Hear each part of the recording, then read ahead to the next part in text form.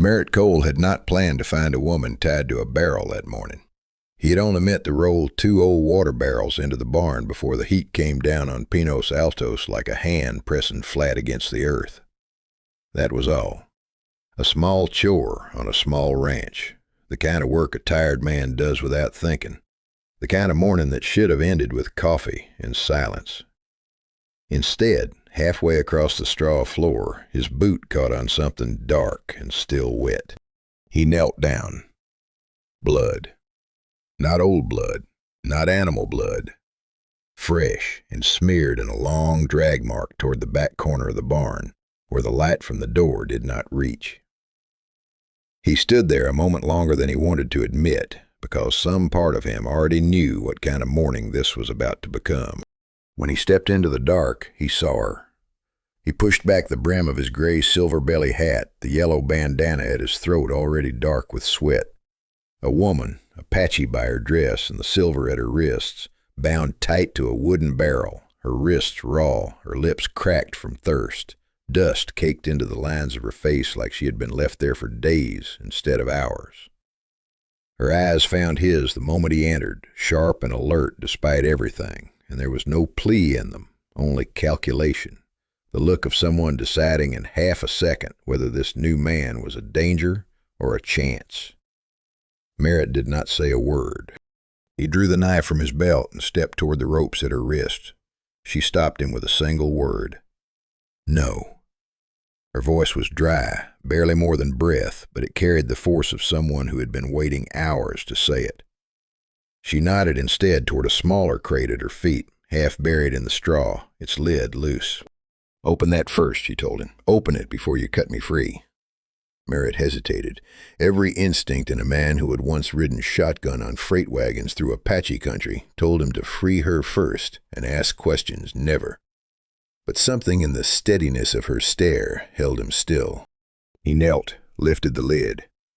Inside lay the burned fragments of a ceremonial mask, the cloth around it scorched black at the edges, a small wooden cross snapped clean in two, and a single sheet of paper, the ink still fresh. 3 words written across it in a careful, deliberate hand. Devil Dance Evidence. On the side of the crate, half hidden beneath a smear of dust, Merritt noticed a burned-in brand. Pike's, Silver City. No man who drank in that town would mistake the mark. Merritt felt the morning shift beneath him like loose gravel on a slope. This was not a woman who had run here for shelter. This was not a mistake, not bad luck, not coincidence. Someone had built this scene, piece by piece, inside his own barn, while he slept 50 yards away in his own house. He looked back at her, and for the first time understood the real danger was not standing in front of him. It was whoever had left her here to be found. Before he asked another question, Merritt pulled the cork from his canteen and held it carefully to her mouth. She drank in 2 small swallows, not enough to satisfy thirst, but enough to put strength back into her eyes. Her lips parted again, cracked and trembling, and this time the words came slower, heavier, as though she had been holding them since before he ever walked through that door. "Please," she said, "do it quickly." He did not yet know what she meant. He did not yet know how much those 4 words would come to cost him before the sun set over Pinos Altos. But he understood, standing there in the dim gold light of his own barn, that whatever came next, there would be no walking away from it. What Merritt did not know was that the men who had left her there were already close enough to see the dust rising from his own yard. Asha did not answer right away. She watched him close the crate lid again, slow and careful, the way a man handles something he already understands is dangerous to be caught holding. Only then did she speak, her voice steadier now, though still rough from thirst. "You think I ran from my own people?" she said. It was not a question. Merritt said nothing, because that had, in fact, been his first thought, the only story that made quick sense of a frightened Apache woman bound in a stranger's barn. She seemed to read that admission in his silence, and something hard crossed her face. Not anger at him exactly, but a tiredness that came from explaining the same lie over and over to men who wanted to believe it. It was not her people who tied these ropes, she told him. It was Jonas Pike's men. Merritt had heard men whisper that name in saloons before, but never with blood still wet on his own barn floor. The name landed on Merritt like a stone dropped into still water. He knew Jonas well enough, the saloon owner in Silver City, a man who had built half his fortune on whiskey and the other half on being loud about things other men were too cautious to say out loud. Jonas had spent the better part of a year stirring up talk about devil worship among the Apache camps near Pinos Altos, talk that had grown louder every time the rain did not come. Asha explained it plainly, the way a person speaks when there is no more strength left to soften the truth. And the more she spoke, the more Merritt understood that Jonas had not mistaken a sacred dance for evil. He had needed other men to mistake it for him. There had been a ceremony 2 nights before, a crown dance sacred to her people, meant to call down protection and healing in a summer turning to dust. Jonas had sent men to watch from the ridge, men with no understanding of what they saw and even less interest in learning. To them it was masks and fire and chanting in the dark, and that was enough.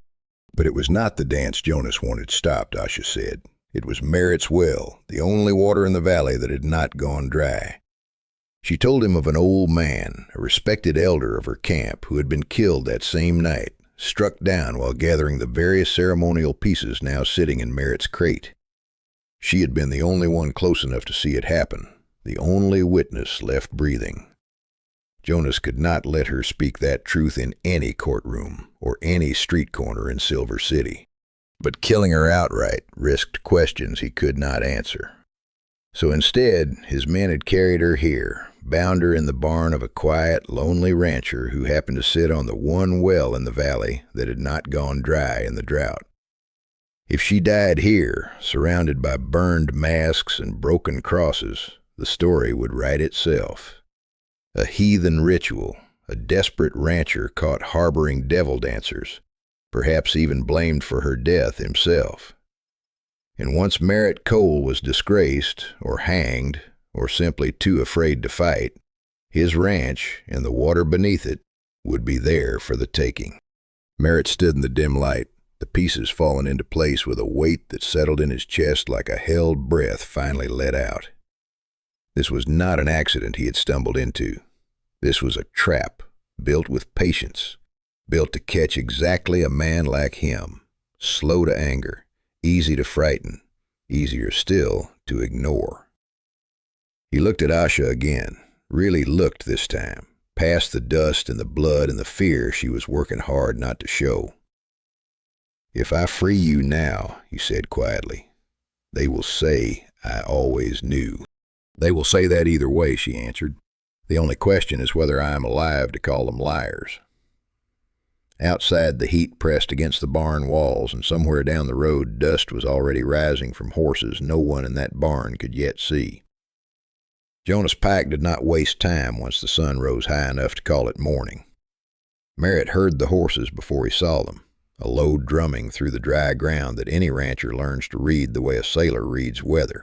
He stepped to the barn door and counted 6 riders coming up the trail, Jonas at the front in his black coat despite the heat, a preacher trailing just behind him on a mule, and behind them 3 more men Merritt recognized from the saloon, the kind who did not work cattle or crops, only favors. Asha went still beside him, her eyes fixed on the approaching dust. "They cannot find me free," she said quickly. "Not yet, not like this." Merritt understood. If Jonas arrived to find her already loose, already trusted, already speaking, there would be no story left for him to tell the town. He would simply shoot her where she stood and call it self-defense against a dangerous heathen, with Merritt standing right there to be blamed for letting her near a weapon in the first place. So instead, with hands that did not feel entirely steady, Merritt left the ropes as they were, only loosening them enough that she could breathe, and stepped out to meet the riders alone. Jonas swung down off his horse like a man arriving at his own party. He did not ask questions. He did not need to. He walked straight past Merritt into the barn, the preacher and the others close behind, and made a great show of discovering exactly what he already knew was there: the bound woman, the burned mask, the broken cross, the paper with its careful, damning words. "Devil dance evidence," Jonas read aloud, for the benefit of the preacher more than anyone else. He turned to Merritt with an expression that managed to look almost sorrowful. "I always took you for a quiet man, Merritt. I did not take you for one of them." Merritt felt the eyes of every man in that barn settle on him, weighing, judging, already half decided. He knew arguing now would only confirm whatever story Jonas had already planted in their minds on the ride over. So instead, he did the only thing that might buy him time. He agreed to hold the woman until morning, to hand her over properly to the sheriff in Silver City, rather than let Jonas and his men deal with her that same night. Jonas did not like it, but with the preacher standing right there watching, he could hardly argue against patience and proper procedure without looking eager for something darker. He left 2 of his men posted near the barn and rode off with the rest, promising to return before dark to see the matter settled. Merritt watched him go and knew one thing for certain: men like Jonas never rode away unless they believed the trap was already closed. The moment the dust of their leaving had cleared, Merritt found the boy who helped him with the herd, barely 16, and pressed a folded note and a fast horse into his hands. "Ride to Silver City," he told him. "Find the sheriff, tell him what is happening here, and tell him to hurry." When he returned to the barn, Asha was watching him with an expression that had not softened at all. "You sent for the sheriff," she said, "or you sent for more men to finish what Jonas started." Merritt could not blame her for the doubt. He had heard secondhand the stories of what men like him had once allowed to happen to people like her. Fires set to sweat lodges, ceremonies broken up at gunpoint, while quiet ranchers stood by and called it none of their business. He had been one of those quiet men once, years ago, when a group just like Jonas's had burned an Apache camp not 3 miles from where they now stood, and Merritt had said nothing, done nothing, told himself it was not his fight. "I did not stop it then," he admitted, the words coming hard and slow. "I have carried that every day since. If this story makes you think of a time you stayed silent when you should have spoken, stay with me. Merritt is about to face that same choice again, and this time silence may cost Asha her life." Asha studied him a long moment, something shifting behind her eyes. Not trust exactly, but the beginning of a question she had not let herself ask before. "And what makes tonight different?" she said. Merritt did not have a clean answer. Only the certainty, settling cold and heavy in his chest, that whatever happened when Jonas returned, he did not intend to be a quiet man again. Jonas returned before the sun had fully set, just as he promised, but he did not come alone, and he did not come patient. Merritt heard the riders again, more this time, 8 or 9 shapes cutting black against a sky gone orange and bruised at the edges. He stepped out to meet them with Asha still bound inside, though now he had cut enough slack into her ropes that she could stand if she needed to. A small mercy he hoped no one would notice in the dying light. Jonas dismounted slow this time, almost lazy, a man who believed the hard part was already finished. He walked into the barn without waiting to be invited, and when he saw Asha standing instead of slumped against the barrel, his jaw tightened just slightly, the first crack Merritt had seen in that easy, practiced calm. "I told you to hold her, not coddle her," Jonas said. Merritt kept his voice even. "She is still here. That is what I agreed to." Jonas studied him a moment, then seemed to decide the point was not worth the argument. He reached into his coat and produced a folded paper, already drawn up, already waiting for a signature, and held it out toward Merritt with the casual confidence of a man who had done this kind of business before. "Sign it tonight," Jonas said, "and this all becomes very simple. The woman disappears quietly, the evidence disappears with her, and you walk away a rancher who sold his land for a fair price, and nothing more. Refuse, and I drag her into Silver City myself, and I make certain every soul in that town believes you have been harboring devil worship under your own roof for months. A man does not survive that kind of talk out here, Merritt. Not for long." Merritt looked at the paper, then at Asha, who stood very still beside the large wooden barrel near the center of the barn, the same kind of crude rope holding it wedged against a stack of loose planking on the sloped section of floor near the stalls. "Please," she said quietly, just loud enough for him alone. "Do it quickly." This time, Merritt understood completely. Her eyes were not on the paper in Jonas's hand. They were on the rope looped around the base of that barrel, the one holding it from rolling down the slope into the gate of the horse stalls. Merritt took a slow step forward, as though reaching for the paper and the pen Jonas offered, his whole body the picture of a beaten man giving in. One wrong cut would leave Asha dead, his ranch lost, and every man in that barn certain Jonas had been right about him. In one motion, Merritt's knife came up and cut the rope holding the barrel instead. The barrel lurched, gathered speed down the slope, and slammed into the stall gate with a crack loud enough to startle every horse in the barn into sudden screaming motion. Hooves and dust and panicked animals filled the space in an instant, and in that chaos, Asha twisted free of her own loosened ropes and grabbed a length of broken plank from the wreckage.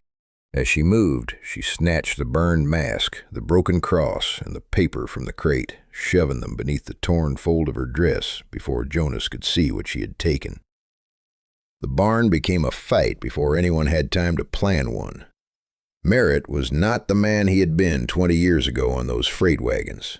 Slower now, heavier, his wind not what it once was.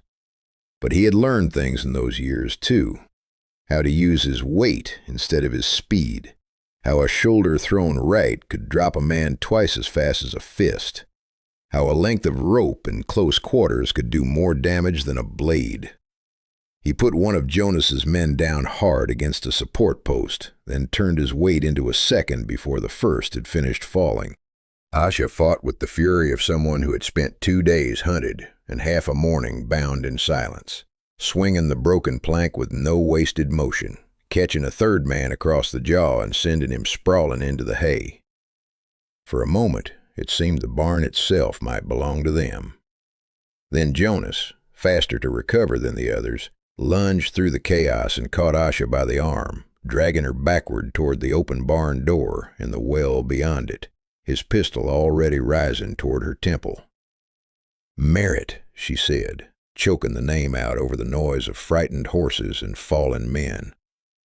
Merritt turned in time to see them disappear through the door into the last orange light of evening, and he understood, with a clarity that cut through everything else, that the fight inside this barn had only ever been the smaller battle. The real one was waiting at the well, where Jonas Pike meant to turn water, fear, and one final bullet into ownership. Outside, the dust had settled enough to show the well standing alone in the last violet light, its stone rim worn smooth by decades of rope and bucket and thirsty hands. Jonas dragged Asha toward it, his pistol still raised, his breathing ragged in a way that suggested the calm he had carried all evening was finally beginning to slip. Merritt came through the barn door behind them, slower than he wanted, every joint in his body protesting the fight just finished. He stopped a careful distance away, hands open, his voice low and steady in a way he did not entirely feel. "This was never about devil dances," he said. "It was never about her people or mine or anything written on that paper of yours. It was always about what sits underneath this ground."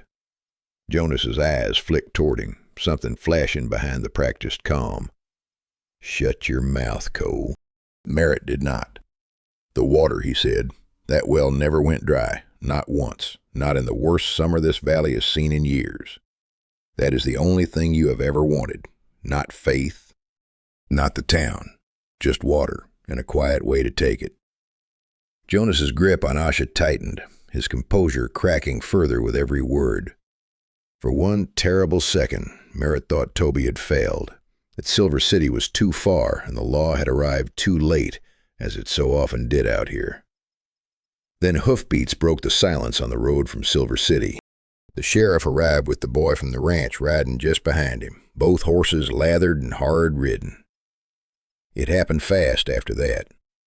Jonas, cornered now in every direction, made one last desperate motion, raising the pistol fully toward Asha, rather than let her speak a single word in front of the men now closing the distance. Merritt moved before thought caught up with him, throwing his full weight into Jonas's arm, the shot tearing harmlessly into the evening sky instead of into her.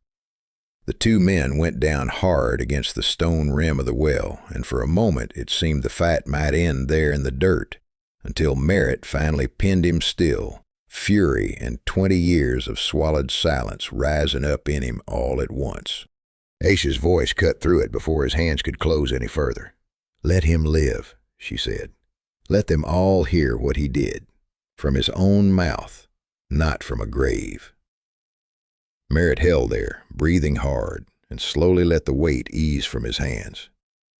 The sheriff arrived seconds later to find Jonas Pike held down in the dirt by a rancher twice his weight, a bound Apache woman standing free beside the well, and a frightened boy already explaining, breathless, everything he had overheard the night before.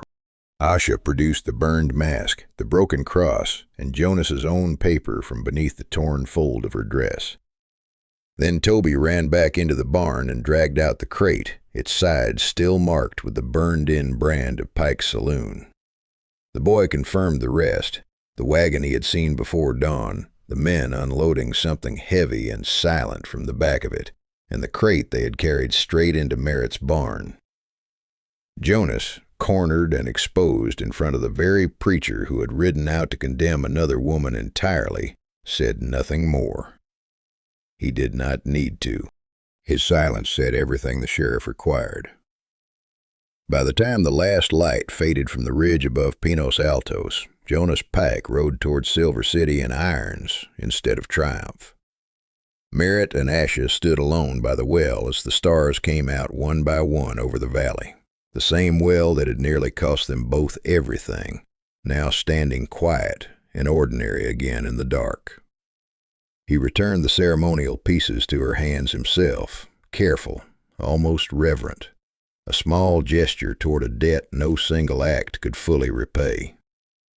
Asha took them, then reached up and retied the torn yellow bandana at his throat, the one frayed in the fight, her fingers steady now in a way they had not been 2 days before. "You did not run," she said simply. "Not this time." If this story stayed with you, think of the person you wish you had defended sooner. And if you want more stories from the Old West where courage arrives late, but not too late, subscribe and stay with us. Merritt watched her walk toward the trail leading back to Pinos Altos, unhurried, unafraid, the kind of woman the desert seemed to have shaped rather than broken. He did not call after her. Some things did not need to be rushed. He only stood there a while longer in the cooling dark, a tired rancher beside an old well, finally understanding that the bravest thing a quiet man can do is stop being quiet when it matters most.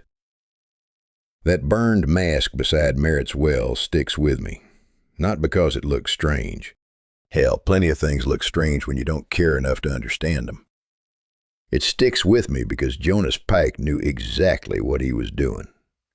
History has a nasty habit of letting powerful men rename things before they steal them. The Apache Crown Dance was sacred.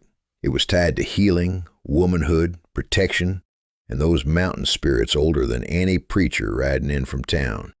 But white men looked at mask, horns, firelight, and drums, then slapped devil dance on it like that settled the matter. Mighty convenient, ain't it? Call a ceremony evil, and suddenly burning it looks righteous.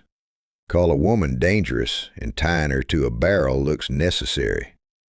Call land unused, and stealing water starts sounding like business. Merritt was no saint. That's why I believe him. He had stayed quiet before. Plenty of decent men have. But there comes a day when silence quits being caution and turns into cowardice. What bothers me most is this. Jonas didn't fear the dance. He feared the truth standing alive beside that well. So tell me, when a lie wears a Bible verse and carries a clean pistol, how many folks will still recognize the devil holding it?